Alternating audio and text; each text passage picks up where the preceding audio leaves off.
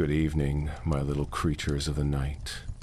Mr. Wendigo back again with your late night creature feature. Before we begin, I'm curious. Where are you listening from tonight? Alone in your room? Driving through empty roads? Drop a comment and let me know. I like knowing who's out there in the dark with me. Now then, let's see what tonight's tale brings us. The Ash River Incident. Blackfeet Reservation, Montana. The road out to Ash River hadn't been plowed in at least 3 days, and Officer Nate Lone Eagle kept both hands steady on the wheel while the tribal police Tahoe pushed through ruts that bottomed out the suspension every 30 feet or so. The heater worked, barely. The coffee in the console had stopped being hot somewhere around mile marker 6. By now, it was just brown water getting colder by the minute. Tara Begay rode shotgun. She'd been on the job about 6 weeks, the kind of rookie who wrote everything down, asked questions when she didn't understand something instead of pretending she did. Nate liked that about her. She reminded him of himself at that age, back before the job taught him that some questions don't come with answers you can write in a notepad. Nate had been doing this job for 12 years. He joined the tribal police at 23, right after 2 semesters at Montana State that didn't take. His mother had wanted him to be an engineer. His uncle Jonas had wanted him to be whatever he wanted to be. His father had wanted him to be someone else's problem, which was the one wish that got granted when he moved to Billings with a woman from the bank and stopped returning phone calls. That was 14 years ago. Nate had stopped counting. He was 35 now, unmarried, owned a small house on the east side of Browning with a wood stove that worked, a truck that mostly worked, and a dog named Ruger who was currently asleep on the couch and had been asleep on the couch since approximately 2019. The dog was 11 years old and had arthritis in both hips, but he still lifted his head every time Nate came through the door, and that was enough. Tara had been quiet since they left the pavement. Dispatch says he's 3 days late. Eli Whitefeather. Nate adjusted his grip on the wheel. He hunts alone every January. Goes out for about a week, comes back with elk or mule deer, drops half of it at his sister's place, the other half at the community center freezer. Hasn't missed a year in 11. Family worried? His sister's the one who called it in yesterday morning. Said she had the freezer cleaned out and the butcher paper ready and he just never showed. Nate dropped the Tahoe into 4 low and pushed through a drift that had crawled across both lanes. Eli's the kind of guy who calls if he's going to be 10 minutes late to anything. Church, dental appointments, doesn't matter. 3 days with no word isn't Eli being Eli. Tara wrote that down. Nate didn't ask what she wrote. He'd learned early that some people needed the pen moving to keep their heads straight, the same way some people needed to pace or crack their knuckles. Whatever worked. You know him well? Everybody knows Eli. He ran the youth hunting program for 9 years before the funding got cut. Taught maybe 60, 70 kids how to clean a rifle, read a blood trail, dress an elk without ruining the tenderloins. Patient about it too. The kind of teacher who'd let a 12-year-old mess up the same cut 3 times and then show them exactly where they went wrong without making them feel stupid. Nate let off the gas where the road curved into a stand of snow-heavy spruce. My uncle Jonas learned from Eli's father back in the 70s. Different generation, same knowledge. Eli kept it going when nobody else would. Your uncle Jonas, is that the one you asked dispatch to contact? Yeah, Jonas Crow, my mother's brother. He knows this country better than anybody alive. Ran trap lines through here for 40 years. Knows every creek bed, every game trail, every ridge where the wind does something different. Nate smiled, just a little. He'll meet us at the trailhead, he called before we left the station and said he'd bring the snowmobile in case we needed to cover ground fast. Is he official? Like a search and rescue volunteer? He's Jonas. That's his official capacity. He shows up when people need finding and he doesn't stop until they're found. The SAR team learned a long time ago that it's easier to just let him do his thing than try to fit him into their system. The road narrowed. The trees leaned in closer on both sides until their branches scraped the mirrors and dropped clumps of snow on the windshield that the wipers couldn't keep up with. Nate had driven this road maybe 50 times in his career, missing hunters, lost hikers, the occasional domestic that ended up off-grid. Every time the trees felt a little closer. Every time the road felt a little less like a road and a little more like a suggestion the forest was thinking about taking back. They found Eli's pickup where the road finally ran out. 94 Ford F-150 in faded green, half buried on the windward side with snow drifted clear up to the windows. The driver's door was hanging wide open, not cracked, not ajar, open like somebody had gotten out in a hurry and just never bothered to close it. The keys were sitting right there on the rubber floor mat, iced into place, engine dead. The hood was covered in hoarfrost so thick it looked like somebody had poured candle wax over the whole front end. There was a Ruger M77 bolt rifle, oiled and clean, resting across the bench seat. A Stanley thermos still in the cup holder with the coffee frozen solid inside it. Nate killed the engine. The cold ate whatever silence was left. Their breaths fogged up the cab and just hung there. He looked at the truck for a long moment before getting out. There was something about the scene that didn't sit right, beyond the obvious. Eli's truck was clean. The man kept it waxed even in winter, ran it through the car wash in Cut Bank every other Saturday, kept the bed liner swept and the tailgate latched. This was a man who took care of his things because taking care of things was how he showed respect for what he had. The truck was in good shape under all that frost. The tires were decent. The registration sticker was current. Everything about the vehicle said a man who planned ahead and followed through. But the door was open. The rifle was on the seat. And Eli Whitefeather, who had never left a campfire unattended or a gate unlatched or a tool unwiped in his entire adult life, had walked away from his truck in sub-zero weather without closing the door behind him. Whatever made him leave, he left fast, and he didn't plan on needing the rifle. Tara was studying the truck too. Doors open, rifle inside. She wrote it down. So he ran. Nate nodded and stepped out. The cold hit fast, right up the sinuses, the kind where your eyes start watering before your brain even registers the temperature. He scraped some snow back with his boot heel and found tracks underneath. One set of boot prints, then more. He crouched down and brushed the frozen crust with his glove. Same boot. All of them. He pointed at the heel wear, the way the right side was ground down from years of favoring that leg. That's Eli's tread. How many sets? I'm counting 4 here. Probably more under the drift. She looked past him into the trees. The timber line was close. Thick, dark, the kind of tree line that doesn't have a door in it. The wind moved through the trunks low and steady. A distant ratcheting buzz cut through the quiet. Both of them turned. A battered snowmobile came grinding up the road from the south, its headlight cutting a dull cone through the blowing white. The rider killed the throttle about 20 yards out and coasted the rest of the way in. He pulled off his goggles and the skin around his eyes was raw and red from the wind. Jonas Crow, 63 years old, built like a fence post, tougher than most things half his age. The snowmobile was a 1989 Polaris Indy that he'd rebuilt twice with parts ordered from a catalog and a welding rig he kept in his garage.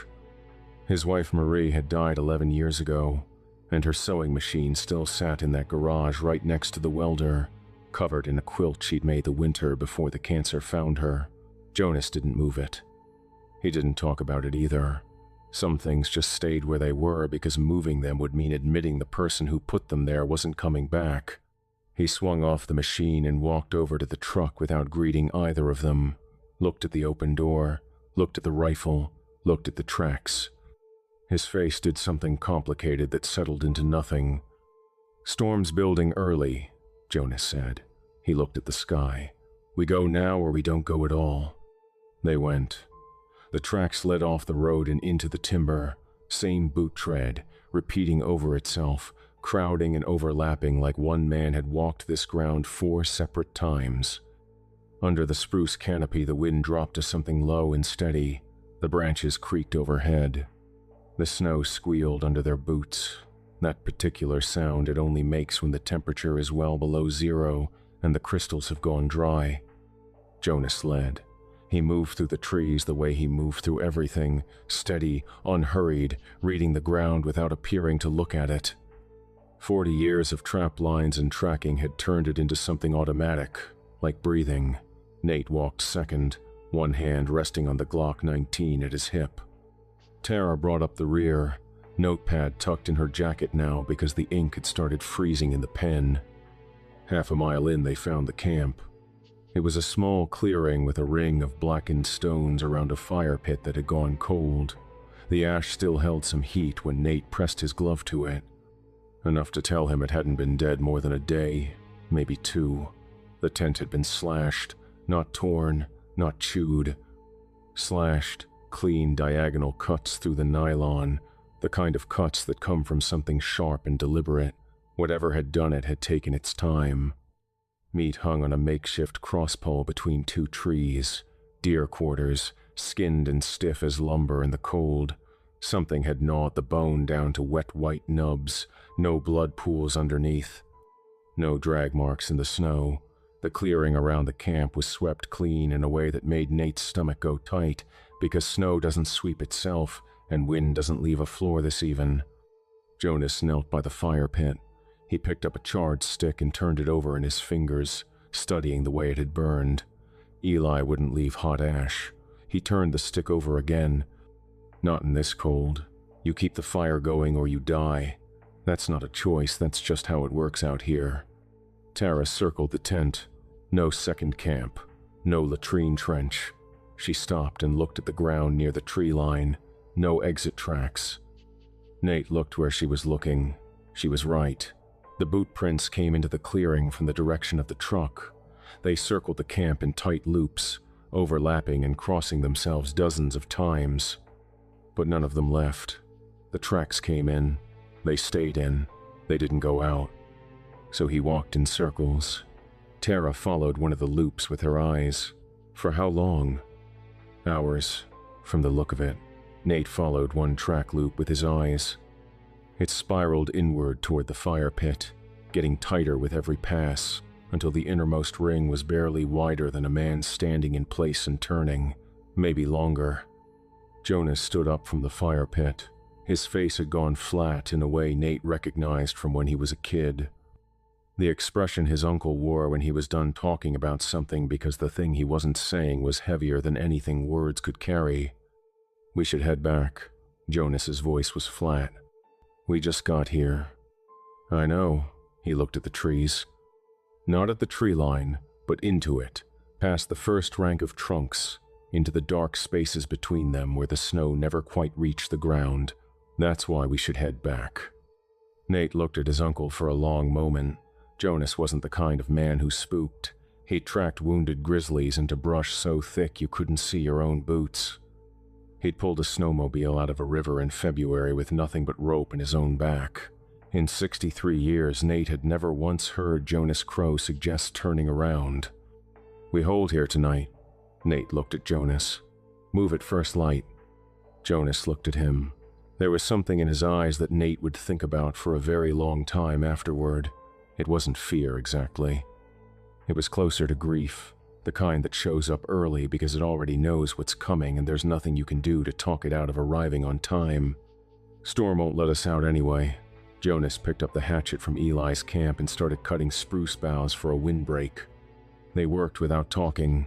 Jonas built the windbreak in a U shape, open end facing the fire, boughs layered thick enough to cut the wind. Tara rebuilt the fire with the dry wood Eli had stacked under a fallen log. Good wood. Birch and pine that caught fast and burned clean. Nate set a perimeter. He strung cord at knee height in a wide circle around the camp and hung 2 brass sleigh bells from the cruiser's emergency kit, spacing them on opposite sides so they'd catch movement from any direction. He checked his Glock, racked the slide, felt the spring work steady, and holstered it. Night came fast the way it always does in deep January. One minute the sky was a dull iron gray. The next it was black, like somebody had pulled a tarp over the whole valley. The fire chewed through the wood and threw a small, bright circle of light maybe 15 feet in every direction. Beyond that, nothing. Just dark so thick you could lean into it. The temperature dropped another 10 degrees in the first hour after sunset. Nate could feel it in his knees, in the joints of his fingers, in the way his jaw wanted to clench and not let go. The cold out here wasn't like cold in town. In town, cold was an inconvenience. Out here, cold was a process.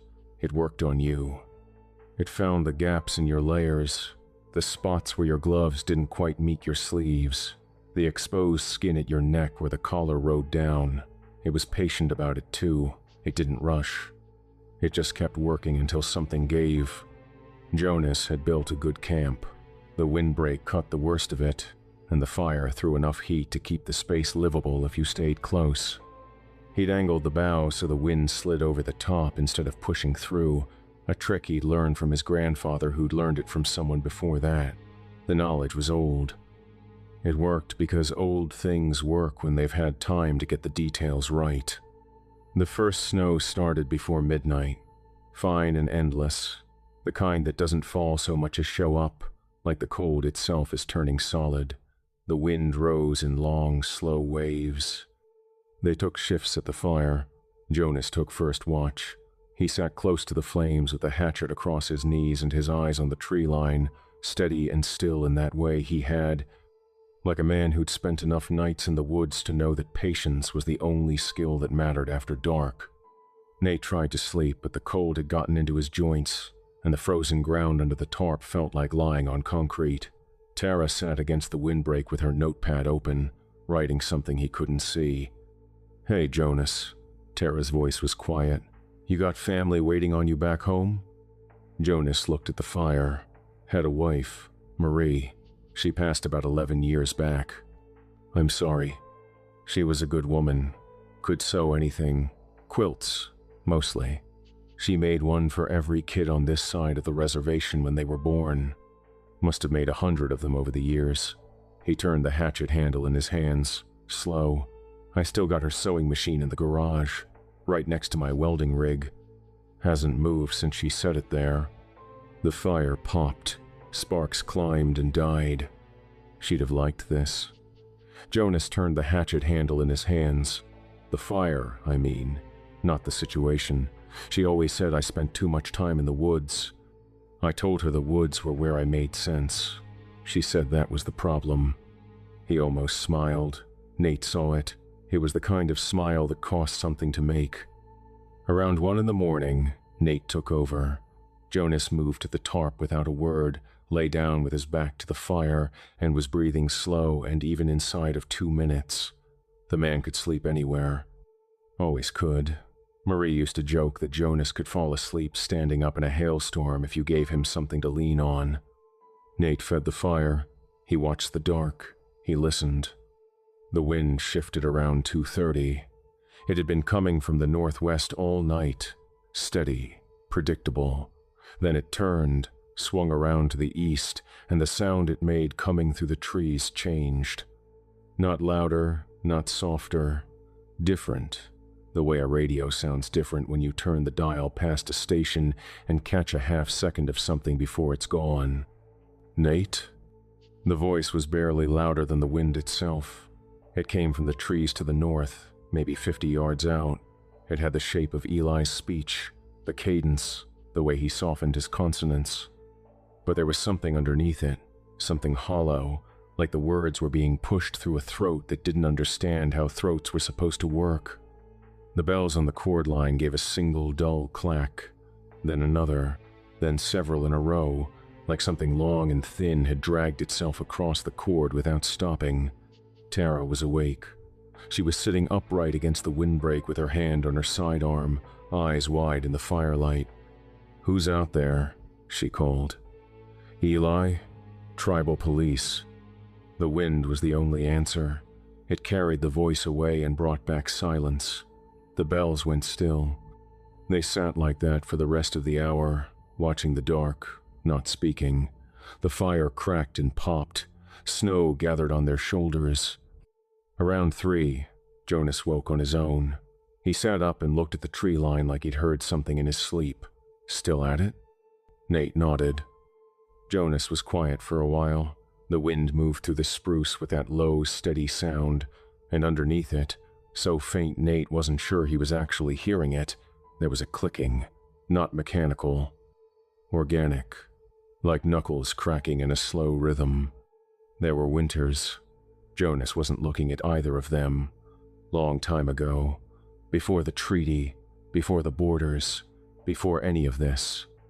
There were winters that lasted so long the elk died standing up, froze right where they stood. The people ate bark, they ate hide. They boiled moccasins for broth. He put another log on the fire and watched the sparks climb. Some winters, they ate what they shouldn't have. You know what I'm talking about. Tara was listening. Her pen wasn't moving. She was just listening. The hunger doesn't die with the person. Jonas looked at the fire. That's what the old people taught. It moves. It learns the voice of whoever carried it last. It wears that voice like a coat, walks around in it, uses it to get close. He looked at Nate. It says your name because your name is what it learned. It doesn't know what names mean. It just knows they work. The clicking stopped. The silence that replaced it was worse. What do we do? We stay by the fire. Jonas put his hands closer to the flame. We don't answer it.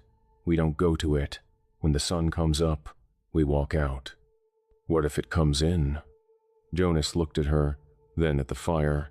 It doesn't like fire, not because fire hurts it, because fire means people are still thinking straight. It waits for you to stop thinking straight.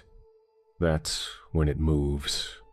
Nate kept his eyes on the tree line. Something was out there, just past the light, not moving, not coming closer, just standing there, patient in a way that nothing with a heartbeat had any business being. The bells clacked again, once, twice. Jonas stood. Sit down. I need to see it. You don't. I need to see it because I need to know what it is. Jonas picked up the hatchet. His grip was steady. His jaw was set in that way it got when he'd made a decision, and the decision was finished. I'm going to the cord line, not past it, just to the edge. Jonas, I'm not a boy, nephew. Don't talk to me like one. He walked to the edge of the firelight. The orange glow played across his back, his parka, the hatchet in his right hand. The dark started about 3 feet past the last bell on the cord line, hard and sudden. Jonas stood at the edge. He looked into it the way you look into deep water when you're trying to see the bottom and the bottom keeps moving. The voice came from directly in front of him, close, maybe 10 feet. Jonas, I'm hurt. I fell. It was Eli's voice, perfect this time, every inflection, every breath between the words. The specific way Eli had always said Jonas's name with the emphasis on the first syllable because that's how he'd said it since they were young and hunting together in a world that made simpler demands. Jonas's shoulders dropped half an inch. His grip on the hatchet loosened, barely, just enough that Nate saw it from the fire. That's not Eli. Nate stepped forward. Jonas, that's not him. I know. Jonas's voice was rough. I know it's not. But he didn't step back. The dark moved, not the wind, not shadows shifting in the firelight. Something inside the dark moved, a shape displacing the nothing around it. It was tall, taller than a man by a good 3 feet, narrow in a way that made the proportions wrong. The shoulders were set too high, up near where the ears should have been. The arms hung past the knees. The fingers were long and they moved, slowly, like they were counting something only they could feel. It stood just past the cord line, close enough that Nate could smell it. Cold air carried something underneath the pine and snow, meat left out too long, freezer burn. The smell of something that should have rotted but the cold wouldn't let it. Jonas saw it. Nate saw Jonas see it, saw the way his uncle's whole body went rigid, every muscle locking at once. The hatchet came up. Get back to the fire. Nate had the Glock up, sights on the shape. Jonas, now. The thing moved. Fast. It covered the distance between the cord line and Jonas in a motion that didn't have steps in it, just displacement, like it went from there to here without ever being in between. It took him at the chest. Both of those long arms wrapped around him from the front, fingers meeting behind his back, folding him in like a man closing a book he was done reading. Jonas made a sound. Not a scream, a grunt, hard and surprised, the sound of a man who'd had the air driven out of his lungs by something stronger than anything he'd met in 63 years. Nate fired. 3 rounds, fast, center mass on the shape wrapped around his uncle. The muzzle flash turned the world into a strobe. He saw snapshots. The thing's back, ribs visible through skin that looked like frozen leather stretched over a frame, Jonas's face over its shoulder, mouth open, eyes wide, the arms tightening. The sound of ribs folding inward, wet, final, like green branches snapping under heavy snow. Jonas's feet left the ground. The thing lifted him like he weighed nothing, turned, and walked into the dark. Not running, unhurried, like it had gotten what it came for. "Jonas!" Nate charged past the cord line, Glock up, flashlight cutting a shaking tunnel through the blowing snow. He saw tracks, his uncle's boots dragging 2 furrows in the crust. He saw the shape ahead, still moving, still carrying Jonas, getting smaller. He fired twice more. The sound hit the trees and died. The shape didn't flinch. Then Jonas screamed. Short, cut off hard, the kind of sound a man makes when something inside him that was supposed to hold everything together stopped holding. The scream went wet. Then it stopped. Nate ran. He ran until the drag marks in the snow ended. Just ended, clean, like the ground had swallowed both of them. No blood, no clothing. Nothing except 2 furrows that stopped in the middle of the forest and went no further. He stood there, breathing hard, the Glock hot in his frozen hand, the flashlight throwing white into nothing. From somewhere far away, he heard his uncle's voice. "Go back to the fire, nephew." It used the exact tone Jonas had used when he was teaching Nate to quarter a deer at 14 years old. Patient, warm, steady, the voice of a man who loved him and wanted him safe. Nate turned around. The fire was a small orange dot through the trees. Tara's silhouette stood against it. He walked back. It took everything he had not to run. When he stepped inside the cord line, Tara grabbed his arm and didn't let go for a long time. He's gone. Tara didn't ask what that meant. She'd heard the shots. She'd heard the scream. She'd heard the silence after the scream, which was worse than both. Nate sat down by the fire. His hands were shaking, not from the cold. The cold was just the excuse his body was using to process what his brain hadn't caught up with yet. He ejected the magazine from the Glock, counted the rounds by feel, reloaded, holstered. The mechanical routine helped. It gave his hands something to do that made sense. "How many rounds did you fire?" 5. "Did any of them?" "No." She nodded. She didn't ask anything else. She put another log on the fire and the flames jumped and threw shadows against the windbreak that looked like things they weren't. Nate stared at the spot where Jonas had been standing. The cord line was still there. The bells were still there. The snow at the edge of the firelight was churned and dark where boots had dug in and something heavy had been dragged. He could see the beginning of the 2 furrows that led into the trees, the tracks his uncle's boots had made as the thing carried him into the dark. He thought about Jonas's garage, the welding rig and the sewing machine, side by side, one for building things and one for making things beautiful. He thought about how Jonas had never moved Marie's machine, not in 11 years. He thought about the Polaris Indy sitting in the snow half a mile behind them with the key in the ignition, waiting for a rider who wasn't coming back. He thought about calling Jonas's sister in the morning and telling her. He thought about what words he would use. He didn't have any yet. "Nate," Tara pulled her jacket tighter, "we need to stay awake." "I know. Both of us. All night. I know." They sat on opposite sides of the fire and kept their eyes on the dark. The snow fell steady. The wind circled. Somewhere out in the trees, not close but not far enough, the clicking came and went in slow rhythms that sounded almost like breathing, almost like counting, almost like something keeping track of time in a place where time had stopped meaning what it used to. Neither of them spoke again until morning. There wasn't anything to say that the dark didn't already know. They did not sleep. The wind never did either. The morning came like a bruise, gray light, slow, reluctant. The storm had pulled back just enough to see maybe 40 yards in any direction, but the sky was already loading up for another push. Nate hadn't slept. Tara hadn't either.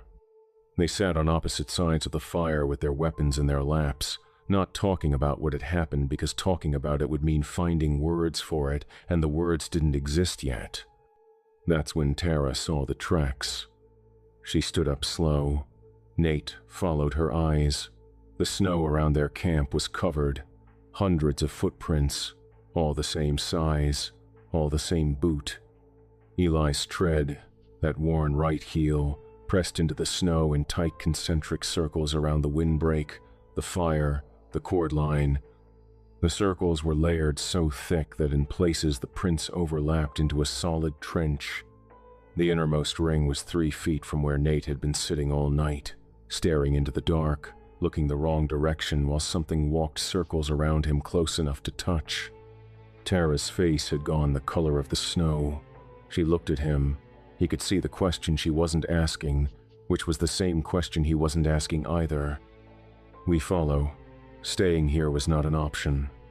They packed light, water, the tarp, weapons, rope, everything else they left. Jonas's snowmobile sat where he'd parked it, already half buried, key still in the ignition. Nate didn't look at it for long. The track broke away from the circles at the north edge of the clearing, a single set of boot prints heading into the timber, steady at first, evenly spaced, normal stride. Then the stride got longer. The toe impressions got deeper, like whatever was making them had started leaning forward, putting its weight on the balls of its feet. By half a mile, the prints were spaced 6 feet apart, then 8, then 10. No human walks with a 10-foot stride. The prints stopped being boot prints after that. Longer, narrower, with indentations at the front that could have been toes if toes were meant to splay that wide. The snow around each impression was glazed with a thin layer of ice, like whatever had stepped there was radiating a cold deeper than the air itself. They followed in silence. The trees thinned as the ground sloped downward. Nate could hear something underneath the wind, moving water, a lot of it, running hard under ice. The sound grew as they descended, a low, constant roar that vibrated in his chest, the kind of sound that means a lot of force is moving through a narrow space and doesn't care what's in the way. The gorge opened up like a wound in the earth, 50 feet across, 100 deep, the walls sheer and dark with bands of exposed rock that had been carved by thousands of years of water doing what water does, which is go where it wants and take everything else with it. The river at the bottom was frozen white except for a long black eye near the center where the current had kept the ice thin enough to breathe. The water underneath was fast and dark, moving with an authority that doesn't ask permission and doesn't give warnings. The descent to the bank was steep. Nate went first, picking his way down a narrow deer trail that switchbacked through the rock. Tara followed, one hand on the wall, the other on her holster. The wind was different down in the gorge. It didn't blow so much as channel, compressed by the walls into a constant stream that found every gap in their clothing and pushed through. The ice along the banks was thick and cloudy, built up in layers over weeks of hard cold. You could see things in it. A deer, caught mid-stride, legs still extended in a run that would never finish. The animal's eyes were open, filmed with frost, staring at nothing. A fox curled tight nearby, its fur pressed flat against the ice from the inside. A crow with its wings half spread, frozen into the surface like a photograph of the last second before the cold caught it. The river had collected them. gathered them up and held them still, on display, like a museum of the last things that had tried to cross and failed. Tara made a small sound. She was looking further down the bank, where the ice was clearer, almost transparent, polished smooth by the current running underneath. Eli Whitefeather was about 4 feet under the surface, face up, arms at his sides, jacket still zipped, boots still laced. His eyes were open. His mouth was open too, frozen in a shape that wasn't a scream, more like a word he'd been trying to finish when everything stopped. His skin was blue-white, the color of skim milk, and his fingers were curled inward, loose, the way hands go when everything that was making them work just quits. Nate crouched at the edge and put his palm flat on the ice above Eli's face. The cold burned through his glove. 4 feet down, Eli stared up at him through the frozen water with an expression that wasn't fear. It was recognition. Whatever Eli had seen in his last moments, he'd known what it was, and knowing hadn't helped at all. "We can't get him out." Nate stood up from the ice. "Not without a crew.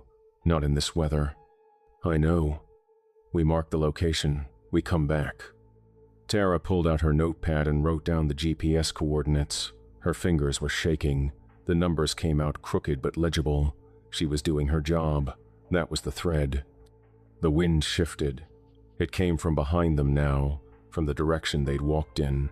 The sound it made coming through the gorge was deeper, amplified by the rock walls until it resonated in Nate's chest. "Not." The voice bounced off the walls, layered on itself. Eli's voice, Jonas's voice, a third voice that Nate's brain had to dig through 14 years of silence to identify. His father, the way his father had said his name the afternoon they'd sat on the ridge above Badger Creek and watched a lynx sleep in the sun, the way he'd said it when he was proud. When saying your name was his way of saying I see you and I'm glad you're mine. Nate's throat closed. "That's not him." Tara's hand was on his arm. "Nate, that's not your father." "I know." Beside him, Tara flinched. Her head turned toward the south rim, fast. "My grandmother." Her jaw was working, but the words weren't cooperating. She's saying the morning prayer, the one she said every single day before I went to school. She's been dead 6 years. It knows how she said my name when I was little. The wind carried both voices now, braided together in the gorge, overlapping in a way that nothing natural could produce. "We move." Nate grabbed the rope and tied the rope around his waist, then around Tara's, 8 feet of slack between them. "We stay roped. We don't stop. We don't answer." They moved. The wind fought them from every direction. The snow came down hard, heavy, wet flakes that stuck to everything and cut visibility to 15 feet. Nate kept his compass in his left hand and his Glock in his right. South-southwest. That was the road. That was out. The voices followed. They didn't fade with distance. His father told him about the lynx, told him about the fishing trip when he was 9 and caught his first cutthroat trout on a fly he'd tied himself. Details that nobody alive knew. Nate bit the inside of his cheek until he tasted blood. The pain helped. It was his pain, from his body. Nothing in the wind had put it there. 20 minutes in, the rope went tight. Nate spun. Tara was still on her feet, still moving, but the rope between them was vibrating, humming with a tension that neither of them was producing. The vibration traveled up through his waist and into his ribs, a frequency he could feel in his teeth. Something was pulling it sideways, into the trees to the east, steady, strong, patient, not jerking, not yanking. Just a constant pressure, like whatever had hold of the rope had all the time in the world and was content to wait until physics did the work for it. Nate braced. He dug his heels into the crust and dropped his weight low. The rope bit into his waist through the layers of jacket and fleece. Tara was doing the same behind him, leaning back against the pull, her boots scraping for purchase on the frozen ground. "Cut it. If I cut it, we lose each other in this whiteout. If you don't, we lose each other anyway. Whatever's got hold of this rope is stronger than both of us, and it's not getting tired." She was right. The pull increased, slow and mechanical, like a winch being cranked one click at a time. Nate's boots slid on the crust, 6 inches, a foot. The rope was dragging both of them east, toward the trees, toward the dark between the trunks where the snow swirled and nothing good waited. Then the rope went slack. All at once, like the thing had simply opened its hand, uncurled those long fingers, stepped back. The release was so sudden that Nate stumbled forward and nearly went face first into the snow. Tara caught herself on a tree trunk behind him. 2 seconds of silence. Then, from the trees where the rope had been pointing, breathing, slow, rhythmic, wet. Something with lungs too large pushing air through a throat too narrow. Each exhale had a rattle in it. Bone on bone, clicking underneath the breath. The same sound they'd heard at the camp, but closer now. Louder, like whatever was making it had stopped being careful about being heard. Nate raised the Glock. The flashlight beam cut into the trees. He saw it. For one clean second, with the beam locked steady, he saw the whole thing, 30 feet away between 2 spruce trunks, 8 feet tall, maybe 9. Narrow, ribs visible through skin that was dark and tight and cracked, arms too long, fingers dragging in the snow, leaving grooves. The head was small and set forward on a neck too thin, like it had been designed for a different body. There were antlers, or something like antlers. Growths of bone pushing through the skull at wrong angles, some forked, some just spikes. All of them wrapped in dead moss and bark like the forest had started growing on the thing because it had stood in one place long enough. The face had a mouth. The mouth was open. The jaw hung at an angle no living jaw should sit at. The teeth were flat, ground down to nubs, worn smooth by years of chewing things the teeth were never meant to chew. There were no eyes, just sockets, deep, dark, frozen shut. It was looking at him anyway. The beam shook. The snow closed back in. The shape was gone, but the smell stayed. Freezer burn, old meat, deep cold. Move. Nate was already running. Move, move, move. They ran. Panic running. The kind where your body takes over. Branches whipped across Nate's face. Snow grabbed at his boots. The rope swung wild between them. The voices chased them from all sides. Eli from the left, Jonas from the right. His father from directly ahead, saying, "Nate, come here. I want to show you something." The same words he'd used that afternoon on the ridge 20 years ago. Tara went down, hard, hands and knees. Nate felt the rope yank at his waist. He turned, grabbed her arm, hauled her up. Her goggles were gone. Her eyes were streaming. She was still holding her weapon. I see the road. Through the trees, through the blowing white, a straight line, flat, gray underneath the snow. They crashed through the last stand of trees and hit the shoulder running. The snow on the road was only a foot deep here, plowed banks on either side, and the feeling of flat ground under his boots after hours of fighting through timber was so good it almost hurt. Nate could see the Tahoe maybe 200 yards south, a dark lump under a blanket of white, the only man-made thing in any direction. They made it. Nate broke the driver's lock with his shoulder, the ice around the seal giving way with a crack that echoed off the tree line. He shoved Tara inside. She fell across the seat, shaking so hard the whole cab rocked. He got in after her, slammed the door, and the sound of that door closing was the best sound he'd heard in his entire life because it meant inside and outside were 2 different places again. He turned the key. The starter coughed, turned over once, almost caught, died. He tried again. The starter whined, high and thin, the battery fighting 36 hours of sub-zero cold. Nothing caught.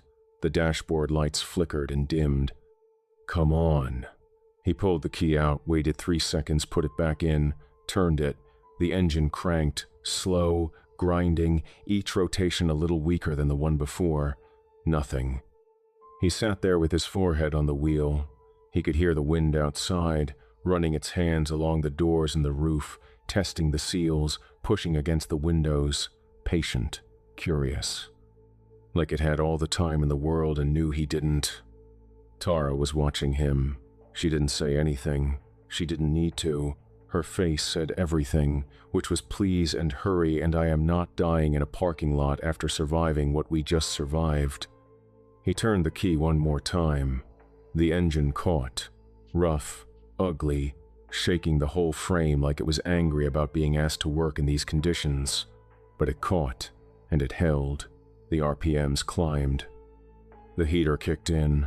The air that came through the vents was cold, but it had the promise of warmth in it, and right then that promise was worth more than anything Nate had ever been promised in his life. He put it in gear, pulled onto the road, and pointed it south. The tires grabbed.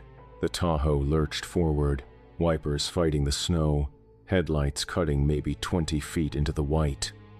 He kept it at 30 because the road was covered and the ditches on either side were invisible under the drift, and going off the road out here in this weather would be the end of everything. The wind chased them for about 3 miles. It came from every direction, gusting hard enough to shove the Tahoe sideways on the road, and inside the gusts, Nate heard voices. His father telling him about the cutthroat trout, about the lynx, about the afternoon they'd spent together on the ridge when Nate was 9 years old and the whole world was small enough to fit in the space between a father and a son sitting on a rock in the sun. Jonas, calling him nephew the way he always did, with that mix of warmth and authority that meant I love you and I'm in charge, and both of those things are the same thing.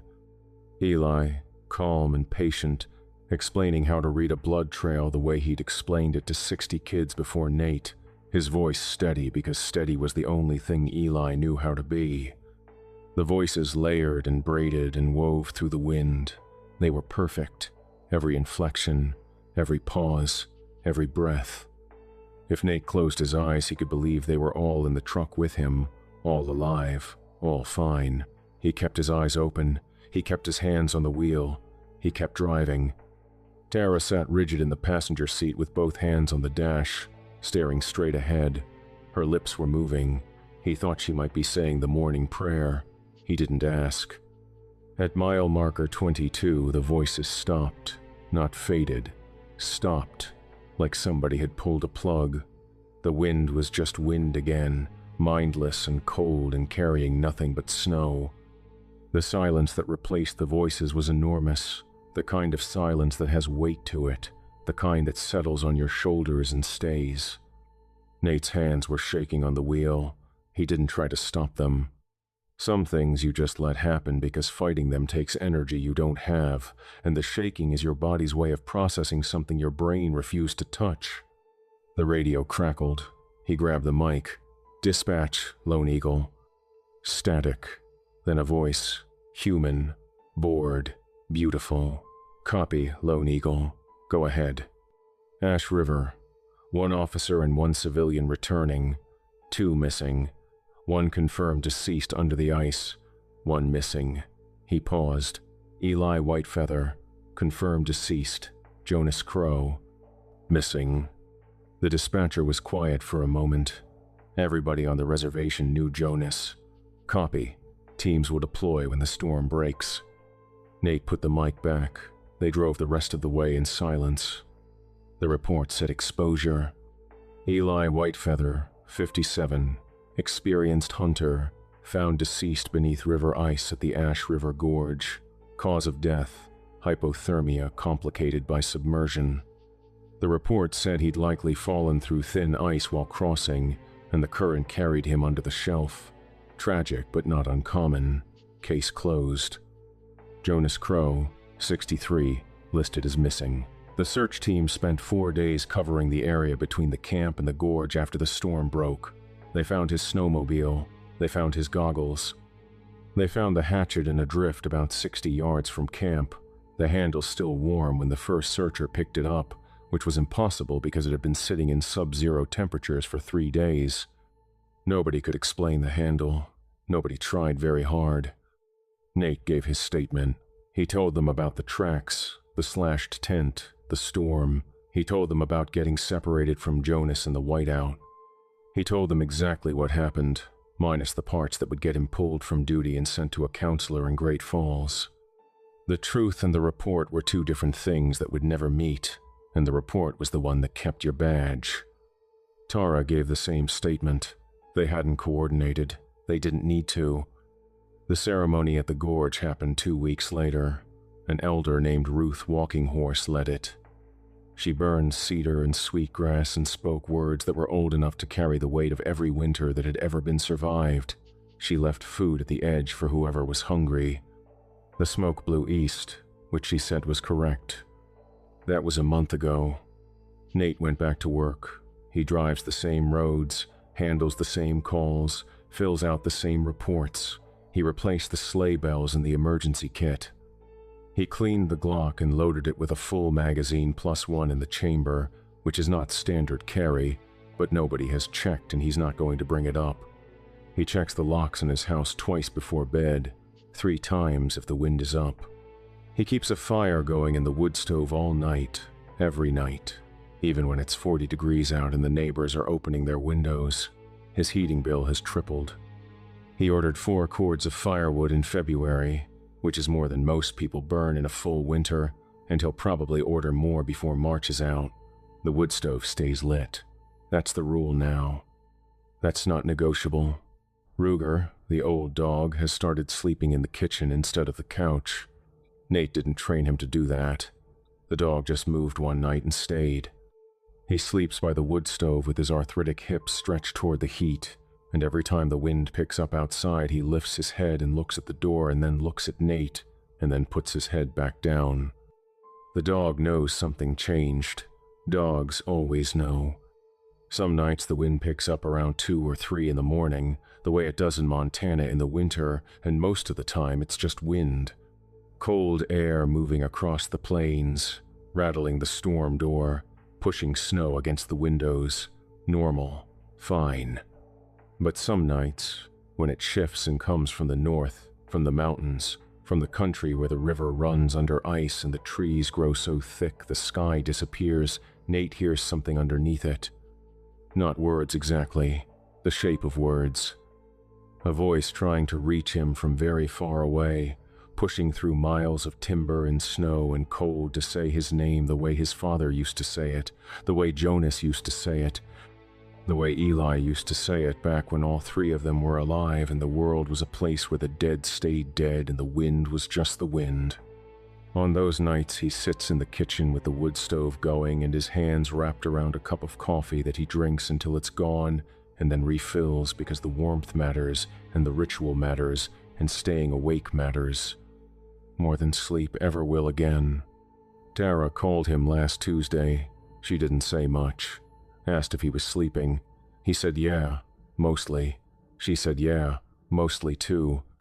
They were quiet on the line for a while and then she said she'd see him at shift change and hung up. He didn't tell her about the wind. She didn't tell him either. The report said exposure.